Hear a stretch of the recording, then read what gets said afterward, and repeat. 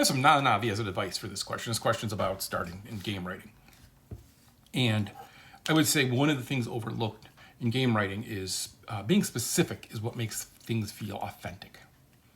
That a character has a specific way that they do something, talk about something, or react to something, right? A really good example is Nick in Left 4 Dead.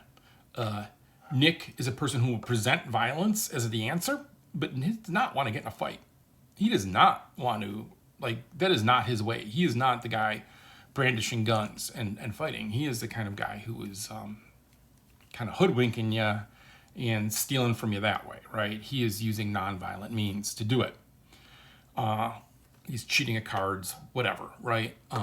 But a lot of the writing that we do for these games, like you put in the background, you have this wealth of knowledge and ideas around it, but you don't actually have to put it, except how those people behave and appear. So you want to have that. You want to have that specificity, being specific. So you want to hire more people in your writing group if you can, right? If you have enough money, you want to hire a lot of people so that you can have that wider range of thought, because you want to have different voices in the game, right? You want to have deep voices, you want to have light voices, you want to have silly voices, right? Those help just in the game, so you don't have this line of people, who talked. The minute you hear their voice, right? And that's why, like in the Anacrusis, when Guillaume's talking, when Liu's talking, when Lance is talking, when Liu's talking, because they all have very distinct voices. The actual voice themselves, and then what they're saying is different as well.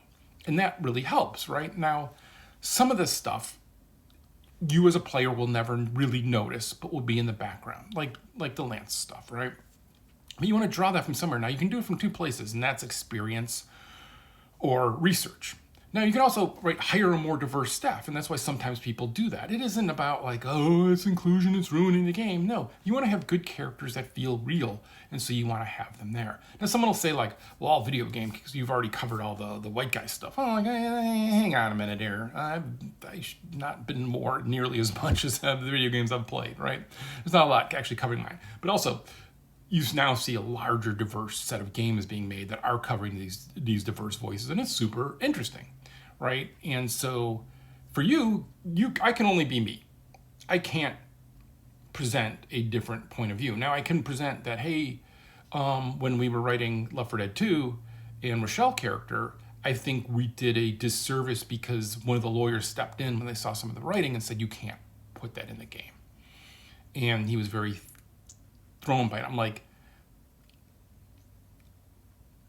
have you been around how Rochelle talks to Coach and how Coach talks to Rochelle is going to be different than they talk to the other characters. Not all the time, but sometimes in heat of battle, there are going to be different ways they talk. That is just the way the world works, right? And some of Rochelle's pulled from a girl I knew in Cleveland State. And I'm like, how she talked to me was different than how she talked to her other friends, right? And that is fine. And they were like, oh, no, that's bad. You shouldn't put that in there. And I think that hurt the character some. I think that hurt that. Also, Coach was pulled from a character had when I played football in high school. I had a goofy coach. I say goofy. He married one of the students as soon as she graduated. So let's say creepy, probably more than goofy. But ends up then we cast the character that we cast, the actor we cast for Coach. He was way more of a heavier character and brought a darker kind of menace to it. And we wanted to make sure that we brought that out in the character then as well. And so then, to switch, and it's less life experience and then, again, research, right? And you want to do that all the time. I know a lot about my characters. I know a lot about their lives. I know a lot about the world. I know why Green Flu is called Green Flu in Left 4 Dead, but we don't talk about it in the game because that's not what people do. They don't obsess about that. I mean, except, I guess, that's why you can often tell AI writing, because they do. They say the proper noun all the time because they think you have to, when real people just have this reference, right? Listen to a podcast talking about a video game. They will mention the video game once in the beginning, maybe, and then rarely by name, right?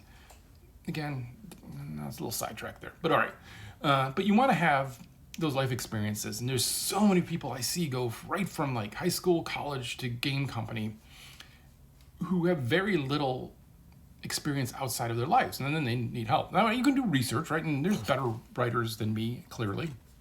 But a lot of times you see novelists who kind of bloom or come to the forefront in their 40s or 50s or whatever, and that's because all of a sudden they have this big life experience, right? And they can do things. Like, I've gone through weird things. I've had a bunch of jobs. I've had 100 jobs. That's probably too many, but I don't know. I wanted to try different things, see different things. You meet different people, right? Like, I'll tell you what, if you're 18 and you start a construction job, there's some old dude who's going to come up to you, at least the jobs I worked, and be like, hey, get out of here. You don't want to do this for a living. And then show you some horrific scar because, I mean, all the places I worked, I had a lot of drugs and alcohol. But so yeah, right.